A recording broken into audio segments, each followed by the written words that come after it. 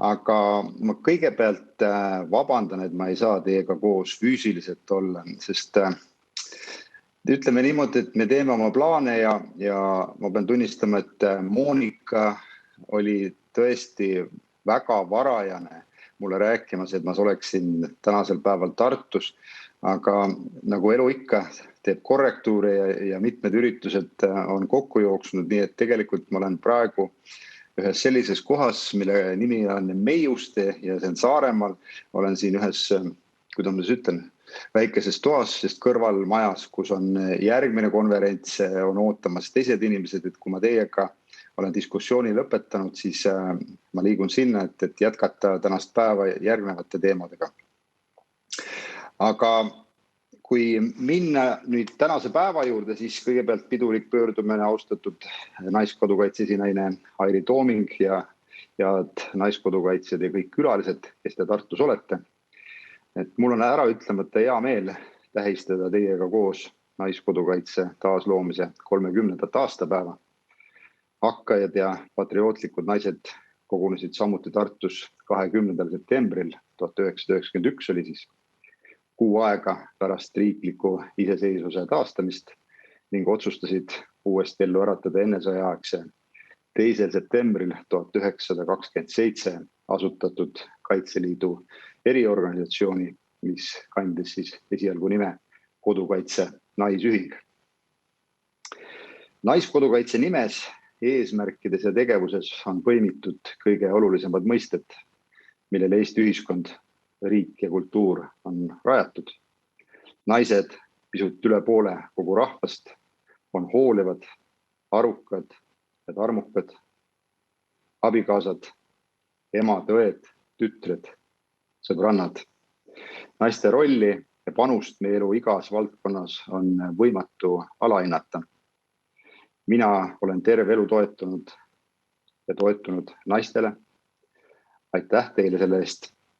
Ma pean teile sügava saladuskattel ütlema, ma ei ole seda veel varasemalt avalikult välja öelnud, et see, kes mina täna olen, nii oma väärtuste poole pealt kui ka positsioonid ühiskonnas, on suuresti tänu naisele ehk minu abikaasale, kes on minust vorminud selle, kes ma täna olen. Ja teine ääretult oluline inimene, ja tema on ka naisterahvas, kes tegelikult tähistas oma 75.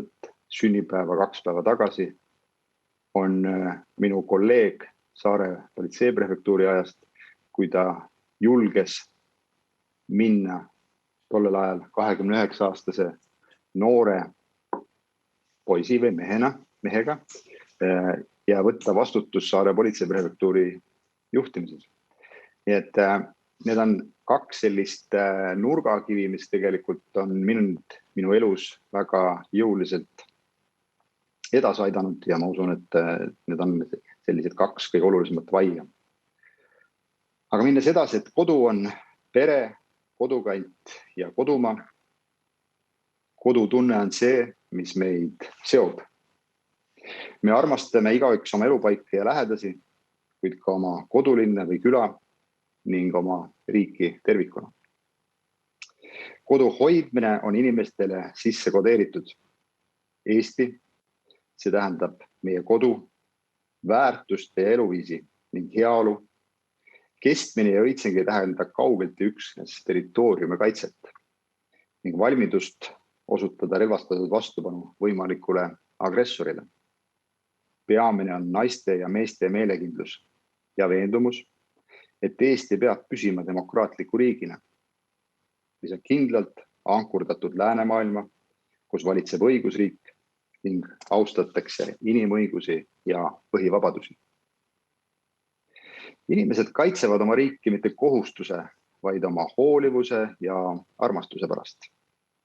Mida tugevam ja sidusam on Eesti rahvastik ja Eesti riik vaimselt ja kultuuriliselt, poliitiliselt ja majanduslikult, seda vähem on kellel iganes huvi ja tahtmist meid rünnata või haavata. Head kuulajad, üle 2600 naiskodukaitse, nagu ka kaitseliitlase hulgas on erinevas vanuses inimesi igat elualalt, kelle teadmised, oskused, kogemused asjalikkus ja innukus tekitavad omamoodi sünergia. Vabatahtlikud riigikaitsealased organisatsioonid on Eesti ühiskonna sidusad ristläbilõiked. Pühendunud vabatahtlikel on kõige suurem süda ja hing ning kõige kindlam meel. Naiskodukaitsjate peamised väärtused on organiseerumine naistena, vastutus isamaa ja rahva ees, elukestev õpe, turvalisema keskkonna loomine ning pärimuse hoidmine. Need on kogu ühiskonna põhialused. Teie tunnuslause väärtustame kodumaad nimelt osutab sellele, et Eestit tuleb mitte üksnes kaitsta, vaid eeskätt väärtustada. Naiskodukaitse tegevus igas ringkonnas toimub 4 erialagrupis ning keskendub meditsiinile, sidele ja muudele toetus- ja avalikkusega suhtlemise funktsioonidele. Kaitseministrina soovin rõhutada, kuivõrd olulised on riigikaitsele tagala toetus ja logistika. Meil on vaja vapraid ja väljaõpetatud võitlejaid Kaitseväes ja Kaitseliidus, nii mehi kui naisi. Kuid iga võitleja kohta on tarvis 5 või 6 toetajat, ilma kelleta ei ole lahinguvõimelised. Noortega tegelemine on samuti väga vastutusrikas ülesanne.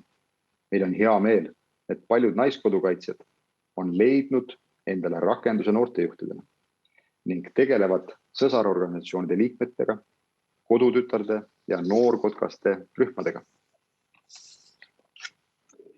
Teie, naiskodukaitsjad, ei toeta kaudselt, vaid tänu teile on üldsegi võimalik Eesti kaitsevõimet arendada ja tugevdada. Austatud kohalviibijad, lubage meenutada, et tänasel päeval on kahjuks ka üks väga kurb tähendus lähiajaloos, mis muutus eriti aktuaalseks viimastel nädalatel. Terroristlik kobarorganisatsioon Al-Qaeda korraldas koletusliku rünnaku Ameerika pinnal 20 aastat tagasi. Algas pikk ja ohvrite rohke võitlus terrorismiga Afganistanis ja mujal maailmas. Eesti mehed ja naised osalesid rahuvalvemissioonides, paljudes rotatsioonides, kompaniide, rühmade ja meeskondade kaupa alates 2003. aastast. Nad seisid kohalike inimeste, liitlaste ja ka Eesti huvide eest. Nad andsid endast parima. 9 Eesti kangelast andsid Afganistanis oma suurima vara, oma elu. Ning 90 sai haavata, osa neist raskelt.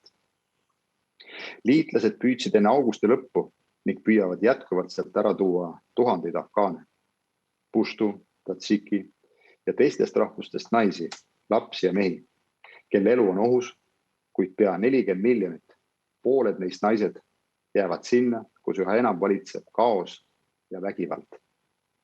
Pea 90% elanikkonnast on kuni 45 aastat vana ning ei mäleta muud kui kodusõda, mis algas 1978. aastal.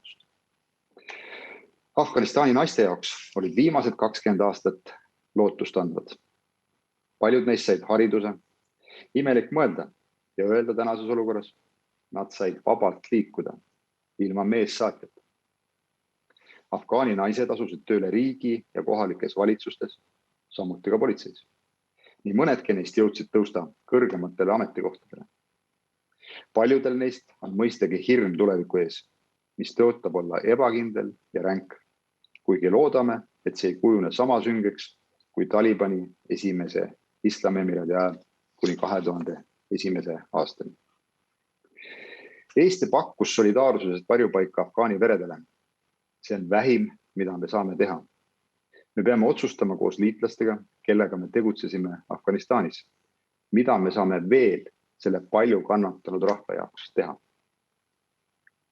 Lugupeetud naiskodukaitsjad, soovin lõpetada oma tänast kõnet positiivsel ja tulevikku vaataval noodil, mõeldes naiste rolli ja panuse väärtustamisele riigikaitses ning ühiskonnas laiemalt, sealhulgas riigijuhtimises ning kohalikul tasandil. Naiste panus riigikaitses, sealhulgas ajateenistuses, on vabatahtlik. Ajateenistus on Eesti ühiskonna ja riigikaitse sidustamiseks asendamatu vahend. Eestil ei ole vajadust matkida Iisraeli mudelit, mis kohustab ka naisi sõjaväeteenistust läbima. Kuid ma julgustan igal juhul naisi üha rohkem ajateenistusse astuma või naiskodukaitsega ühinema. Naised on hakkajad ning ühtviisi, nagu teie seminari pealkiri ütleb, õrnad ja tugevad. Nad on lugematutel puhkudel tõestanud, nad saavad meestega võrdväärselt ning tihti isegi paremini hakkama riigikaitse ülesandeid täites, sealhulgas välismissioonidel. Naistel on olnud alati kandev roll Eesti perekonnas, kuid ühiskonnas laiemalt on naiste positsioon paranenud alles viimastel aastakümnetel. Mehed ja naised ei ole pärit erinevatelt planeetidelt, nagu öeldakse, Marsilt ja Veenuselt. Me, Eesti naised ja mehed, elame kõik koos sellel väikesel maal ja meie ülesanne on oma lastele ja lastelastele pärandada täisväärtuslikku elukeskkonda ja eluviisi kindlalt kaitstud oma riigis. Naistele võrdsete võimaluste pakkumine ja nende panuse täisväärtustamine on hädavajalik selle eesmärgi täitmiseks.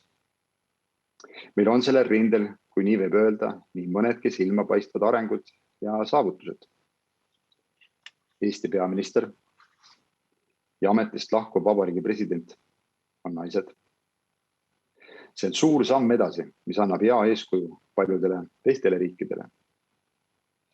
Ma usun, et ettenähtavas tulevikus on ka Eesti kaitseminister naine, nagu on praegu 7 NATO liikmesriigis, sealhulgas Prantsusmaal ja Saksamaal. Miks mitte unistada ka naiskindralist? USA õhujõudude kindralmajor Tiiu Kera läks erru 2002, kuid ta ei jää kindlasti viimaseks. Tema järeltulija võiks olla Eesti kaitseväe teenistuses. Head kohalviibijad, soovin teile ja teie organisatsioonile jõudu ja jaksu oma edaspidises tegevuses. Te olete väga vajalikud ning annate kogu rahvale suurepärast eeskuju. Eesti riik toetab ja väärtustab teie tööd. Elagu naiskodukaitse. Aitäh teile.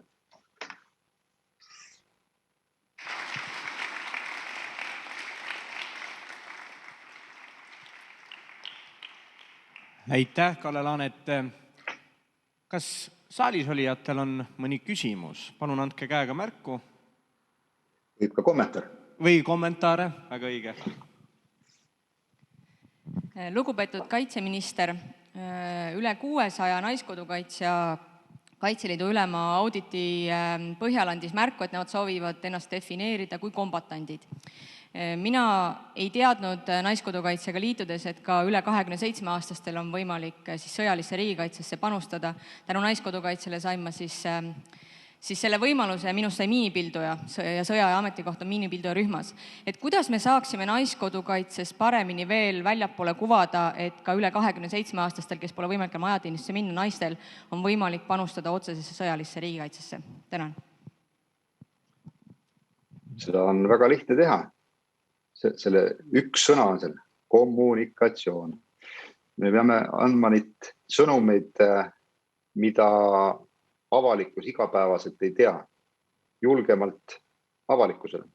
Seda peavad tegema nii kaitseminister, kaitseministeerium kui ka kõik valitsemisala asutused ja kõik need inimesed, kes teavad, milline on tegelik sisu ja võimalused riigikaitse valdkonnas.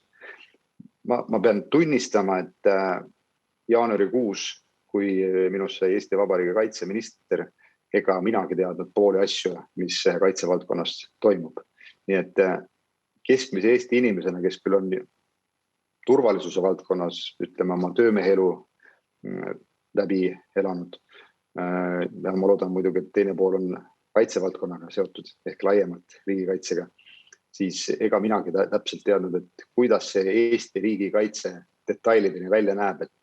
Ja minu eesmärk on küll, üks olulisi eesmärke on see, et selgitada inimestele rohkem, mis on selle laiapindse riigikaitse sõna taga ja kuidas riigikaitse välja näeb sisuliselt, mitte lihtsalt see, et me sõnadest teinekord räägime.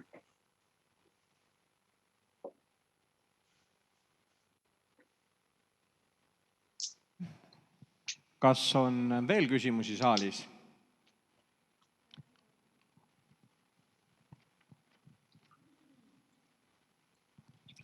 Lugupeetud minister, millal võiks tulla see aeg, kus kaitseminister ja siseminister istuvad maha ja arutavad seda, et mis saab tsiviilelanikkonnaga kriisiolukorras?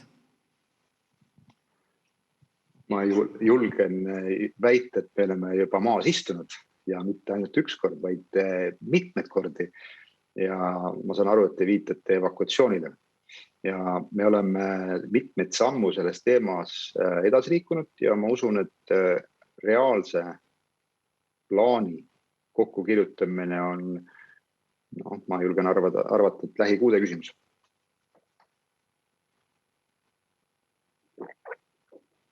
Ja võib-olla ma veel kommenteerin, et meil on selle 3 aasta jooksul siseministriga väga palju kokkusaamise olnud, et just nimelt 2 ministeeriumi koostöös anda Eesti rahvale rohkemat julgeolekut. Vaadata, kus kohas suudaks kaitseministeeriumi valitsemisala tuge pakkuda tsiviilkriiside ajal siseministeeriumile ja vastupidi.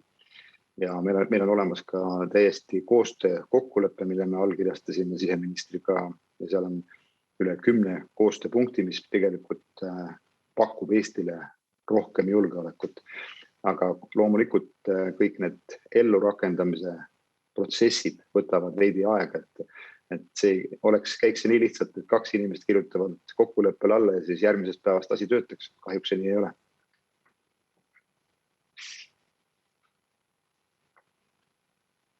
Kas saalis on veel küsimusi?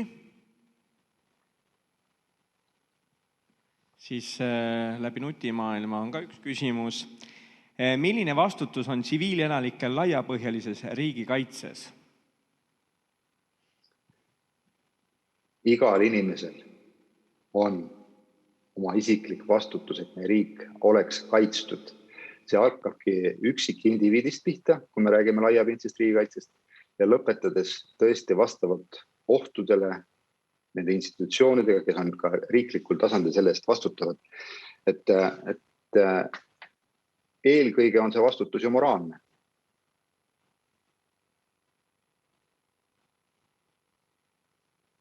Nii.